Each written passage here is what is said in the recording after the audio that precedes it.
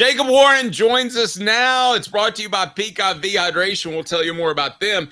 Jacob, have you seen the movie? Don't ask me about it. Don't ask me. I don't know. I've never seen it. It's about wide open. It literally, I guarantee both of you watch it and you'll say, this is one of my all-time favorite movies. I mean, sure. Jacob, have you seen the Tim Burton Batman movies? You're a little young guy, so I don't know if you've seen them. Nope. They're horrible. I can tell by the way you described it. Gosh, they're terrible. All right. Well, no bat nipples here. He's Jacob Warren. I'm Dave Booker with Caleb Calhoun. Jacob, I wanted to dig into this, the college football playoff. And we have an idea now. We haven't seen the culmination of the playoff, but we have an idea of the level of play. And you have a really good idea of the level of play of Tennessee. So I'm just curious, when you see what's happening now on the field and you know the talent level that you guys had last year, how close is Tennessee to truly competing for a championship, winning a championship?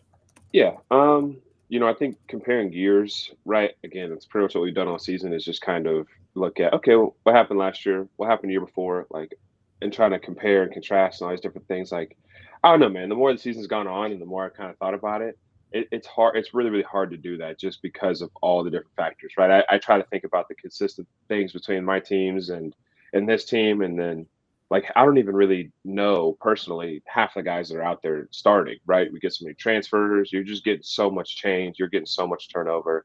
And I don't know. It's just all is totally different. So I truly feel like I started to know less and less as the season has gone on about kind of what's going on. And I don't know, it was weird for sure. Obviously, it's just a part of the stage for me, leaving that stage of my life, I guess. But as far as them being, on the cusp of really finding that, honestly, man, I don't know. I think it's just so weird and it's so fragile. Like, right. So in my opinion, we pulled the hardest team to play, right? First in the first round. And even if we won that game, right, you're going to play the second hardest team, in my opinion, in the playoff, the second round, right? So I think a lot of it kind of has to do with who you're playing. And, obviously you don't want it to deal with who you're playing, right? You'd rather just be the best team in all of it, right? So there's just no doubt about it. But no, I think, I don't think necessarily, obviously we weren't good enough to win this year and to move on. But I mean, seeing what Ohio State's doing, that's next level of just talent and just execution.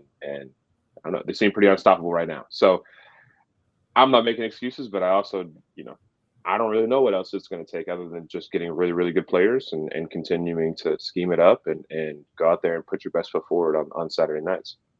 Hey, buddy, I said before you came on, and Caleb looked at me like I was crazy. I feel better about Josh Heupel as a coach after this year than I did 2022. And it sounds insane, but here's why. Mm-hmm. I have no doubt, unless college football has caught up to his type of veer and shoot offense, I have no doubt that he's going to have as much of that offense as anybody else that's out there. I think he knows it that well. But his willingness and ability to go to that 12 personnel told me more about him as a coach than Jalen Hyatt running for 5 million yards. Sure.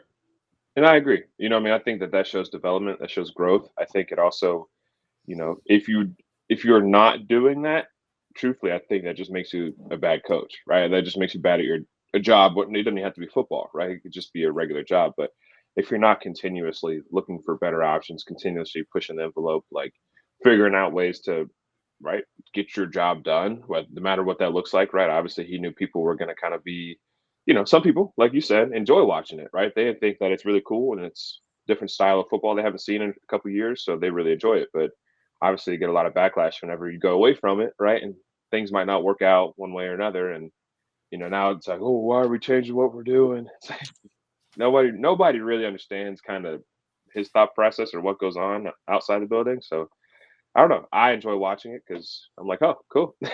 this is a change up, right? Like, this is exactly what I feel like we need. So Jacob, for the record, Caleb thinks I'm crazy on that take. But anyway, go ahead, Caleb. When did I ever say that, Dave? Yeah, I got some beef this morning. I could tell already. It's Monday. Y'all got some Oh, beef yeah. this morning. Well, let's just get in the backyard and go at it. Right. All right. Y'all hash it out. Good. You know, I had this discussion with a former player one time. You know what's funny is if like Jacob decided that he wanted to beat me up, and obviously I would lose. But you know the worst part about it is I couldn't even run from him because he's faster than me too. Yeah, that's. I don't know. I hope you're not thinking about that often, but yeah, our age gaps just show. He's talk about a good take. That's a fair he's take gonna right there. catch. He's gonna catch me in like less than 3.5 yards. Yeah. Age gaps showing, Gen X, millennial, Gen Z. Jacob, speaking of that, do you think Dave has any thoughts on the Kendrick Lamar versus Drake beef? Do you think Dave has any idea on who's winning that? Do you think he knows who those people are? I don't. I know Kendrick, I do know Kendrick Lamar because my daughter's a big fan, and I was a big Dr. Dre, Snoop Dogg back in the day. So she's like, I think we have this in common. And I was like, oh, please, God, don't listen. Oh, no, please. They are both with Dre's label. So that is, I mean, well, Snoop isn't, but he was. Okay, so Jacob, speaking with that Ohio State game, I mean, did that show reveal that maybe Tennessee still has a few more steps to climb, or was that one of those where look, sometimes blowouts happen in playoff games, and that's just how it is? The thing that really kind of frustrated me and I hated watching was the fact that it seemed like that happened to every other game. That first round felt like a blowout, right? And it was like, okay, everybody was looking to this game like, all right, Tennessee's not gonna let us down, right? They're gonna go up there, show Ohio State like, oh, Big Ten, whatever, blah blah blah, and it's gonna be all of it's gonna be settled, right? And then we go up there and it's like, oh, maybe not, right? Just another blowout. And so I'm not sure, man. I'm never gonna stop saying that we could be one of the better teams in the nation. I'm never gonna not truly believe that, but you got to come with a little something better than what happened, that Saturday night. And I think everybody knows that, right? I don't think anybody's scared of that fact. I don't think anybody's scared of that truth. But yeah, you're going to have your best game, and you're going to have a majority of your players, right, actually playing the game. You're going to have backup plans. It's just going to have to be better overall, whether that's a roster, whether that's coaching, whether that's play calls, doesn't really matter. But I think everybody kind of saw, yeah, like it's going to be another level, right? Another step to take in order to get to that point where you can confidently walk into those stadiums and win those games on the road. Yeah, but I do think we have to keep things in perspective. I mean, this program was an absolute dumpster fire when Josh Heupel took over. If you would have told anybody, I think that they would be in a 12-team playoff. Hey, I was there. All right. Yeah. Take it easy. Sorry. I was part of that dumpster. Yeah, you were the fire extinguisher guy. You were the one putting them out. But anybody that would have said at that time, you're going to be one of the top 12 teams in the nation would not have had any argument. You said something earlier that piqued my interest. You said whether it's talent or execution, it wasn't there. Mm-hmm. How? I mean, if you had to say what percentage was talent, what percentage was execution, how would you define that? Yeah, obviously, I don't necessarily think percentages is necessarily the right way to go about it, but I think anyone can watch just and again, there's so many different like parts of this, right? You lose a couple people in the portal, right? So now technically you're really not performing at full strength, in my opinion. Doesn't matter if you lost a backup, doesn't matter if you lost, the fourth wide receiver, if you lost the third tight end, it doesn't matter, right? Like, truthfully, you need every single piece of the puzzle in order to go out there and perform, in my opinion, perform the same way, right? And obviously plug and play, next man up, people prepare the whole year for this, like different things like that. But you know what I'm saying, to not have just your absolute just dudes out there and for them to not be performing at their best of their ability, that's what gets you beat, right? Ohio State had dudes out there and they're performing at the best of their ability. Their quarterback performed best of his ability. Those wide receivers went insane, right? And I'm not saying that their wide receivers are necessarily just so much better than our DBs. We got one of the best DBs in the country, right? And that's like just a fact, right? That's not even like my opinion. And you know what I'm saying? They're going to make plays too. So at the same time, it's like, yeah, okay, well, let's take our guys and let's go make plays of our own. That's the only way you're able to compete at this level. And everyone knows that. Like everyone in that building is aware of that. So I'm not speaking to them. I'm speaking just out of just my own thought of like that's what it's just going to take for any team to really go out there and get it. Same thing happened with Oregon, right? Oregon has so much talent. They have more talent than just about anybody else in the whole entire country, in my opinion. And you saw what happened, right? They just didn't execute the way that Ohio State executed. And if you don't do that, then it just really doesn't matter. So execution to me is 100% of the game, for sure. I'll tell you what, you're not going to execute if you're not hydrated. Peak IV hydration, I know South that's right. Knoxville and Sevierville. You like how I did that? That's good. Live life to your fullest, hydrate, rejuvenate, and elevate with the Peak IV hydration. Now, you've gone and you've gotten the IV, Jacob, so you know how well it works. I've gone with a patch a couple of different times. I'm a monstrous fan as well. So tell us a little bit, a little something about Peak IV hydration. I know Caleb's got something for you. Yeah, like Dave said, man, overall, take care of your health, take care of your body. Has a lot of implications on just your mind and how your brain works and the way you're able to function just throughout the day and being able to feel like you're not halfway through the day or whatever it may be, man. So just yeah, click the link. I would encourage you to read up on it, educate yourself a little bit about kind of what it actually means for you and see if that's a fit. But we definitely encourage you guys to go over there and try it out. We have all tried it and we I all will think it's drop amazing. that URL in the chat. You can, again, order online. You will feel better. You will feel hydrated. You will feel energized. It is unbelievable. Caleb? James, I know you said it's all about execution, and that's what the game comes down to. But I mean, if you execute a poor game plan, you're still a lot of times going to lose. So, do you think Tennessee needs to? And I'm not saying Heupel's a bad coach or anything like that, but do you think, given the way teams adjusted to the offensive schemes this year, do you think there's a level of importance of Heupel and the coaching staff going back to the drawing board this year, saying how are we going to adjust to this new 3-3-5 personnel people are running against us and things like that? Sure. Yeah. First off, I'll say again, not whatever it was is what it was. But I'm a big believer, man. If we're all on the wrong page, dude, as long as we're on the same page, like that's kind of what I mean by, you got to execute what you're given, right? This is not the NFL. This is not, players don't make the decisions in this league, and that's just not how it is, right? That's maybe eventually, right, with NIL and stuff, that'll be where it gets to. But coaches make decisions in this league, and players listen to decisions, right? Now, players obviously have impact on that, right? I think if you have a healthy culture and a healthy coaching staff, I think players do have a lot of say. And in our organization, players do have a lot of say, and they're able to change things that they see wrong or make suggestions whenever they see fit. So, I think that is a big piece of it. But I mean, like Dave said, man, I think that Hype has shown that he is willing to get out of what he knows, right?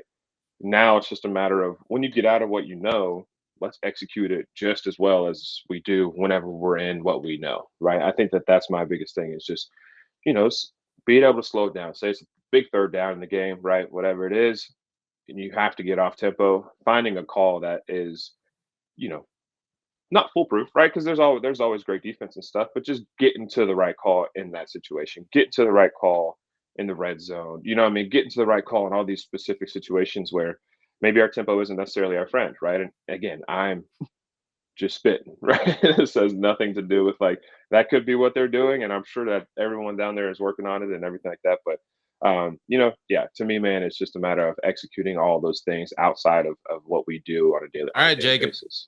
Last thing. I'm put you on the spot, buddy. I need some insight. Yep, you always do. Watt leave? Oh, honestly, dude, I don't know. So my thing is like, let me see how. And again, it doesn't have to be necessarily a politically correct. Or it has to be politically correct. It doesn't necessarily have to be a PR answer here. Like in the most realist sense, like if a majority of my friends were gone, right? Not a majority, but if the people that I really, really cared about and hung out around all the time were gone, which is a couple of the wide receivers that also left, they left, right? I'm trying to come around to this whole NIL and, guys kind of bopping around and things like that. I'm trying to just see that side of it because it was just a little bit different, right? Just even a couple years ago when I was playing, but it's all about opportunity, right? And you saw what Jalen Hyatt did 2 years ago, and everybody wants to be that, right? I think everybody kind of expects for that's a good slot, fast wide receiver to have that level, that caliber of season, that caliber of year, and that's not happening for him, right? And I don't know. That's my assumption. That's just kind of you asked me a question. I'm throwing it out there. I could see that being like, oh well. I mean, I mean, it's just not working the way that I maybe thought it was going to work after saw what Jalen Hyatt did. Maybe he wants more opportunities. Maybe he wants a different offense. Maybe he just wants NIL money. Maybe he wants to be somewhere warm. I don't know. Like it literally, there's so many different aspects, so many different options and reasons why people get in the portal. You know, I've one seen. one Go thing you ahead. said, not to interrupt at all, but one thing There you you said go. is his friends were gone. Not only were his friends gone, Hmm.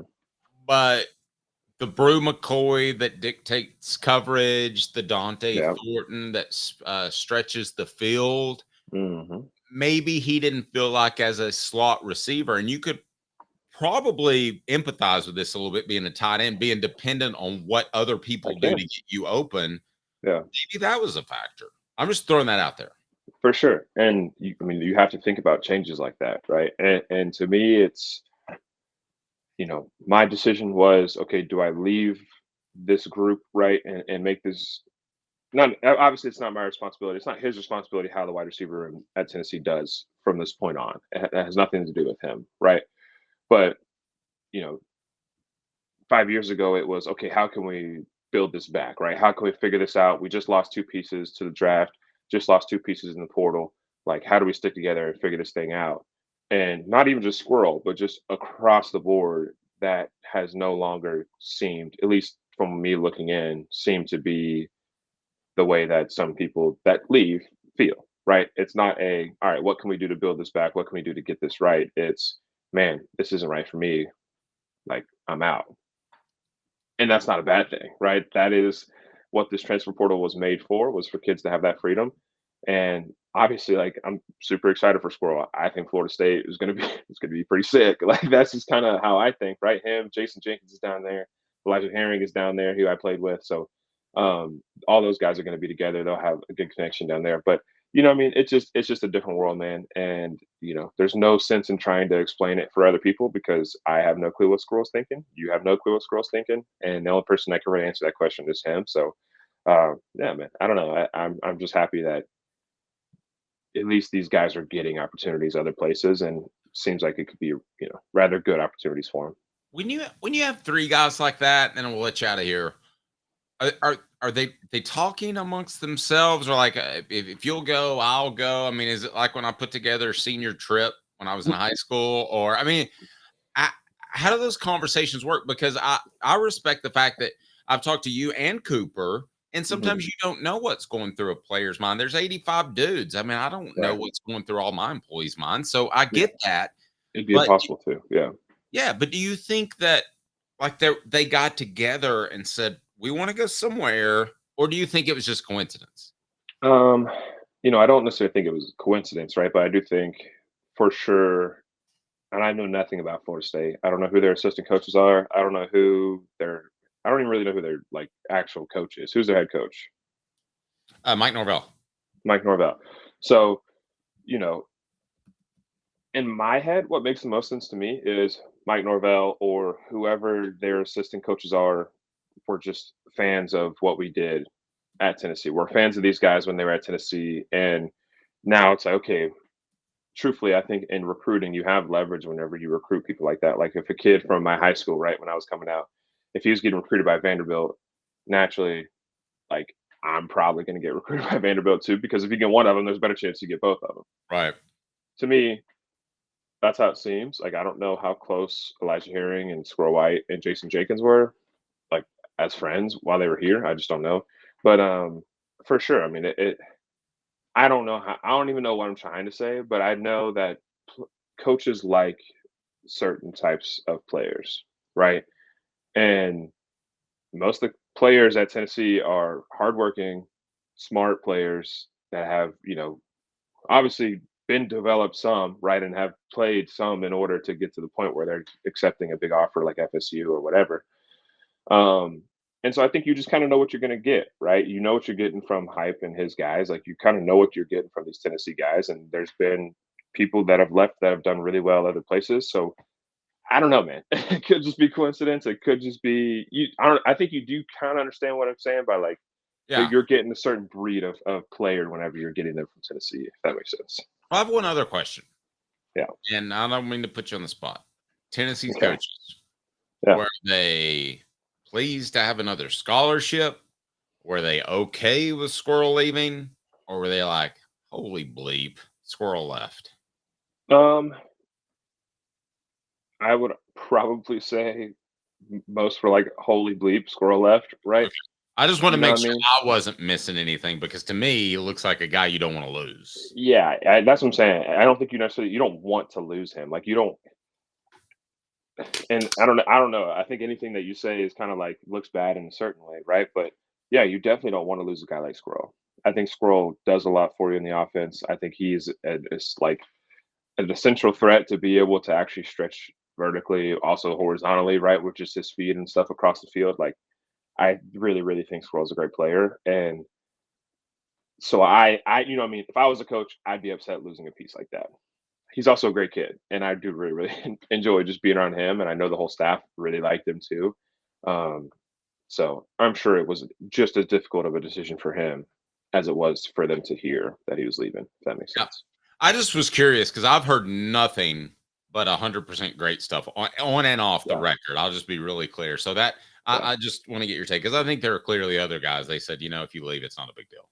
Sure. And there'll always be players like that where it's like, okay, yeah, that stinks. Like but we can essentially replace you, right? That's what the whole game's about is not getting replaced every year. So yeah, I guess if they feel like a piece is replaceable, it's like, sorry, but yeah, go ahead. But to me, that's a big piece. Peak IV Hydration, check them out. It's in the chat, peakivhydration.com. You can order online for the patches, which I love, or you can go get the actual IV, which will make you feel boom immediately better. Immediately. Jacob, have a blessed day. Let's go to lunch. I was supposed to go to lunch with Jacob over the weekend, but I've been going through more drama than The Young and the Restless lately, and I completely forgot. So stood up. First time in my life I got stood up, Dave. First time in my 24 years of life I got stood up. Jacob texted me and he goes, "Hey, I just want to let you know they're closed for the holiday." And I said, "Who?" Wow. Well, all right. I love you. I got you. Yeah. I got you down for lunch, and it's on me. And No. I can't thank you enough for what you mean to the program, the excitement we have of you being involved in the future. Of course, I appreciate you, brother. All right, we'll have lunch soon, man. Don't worry about it.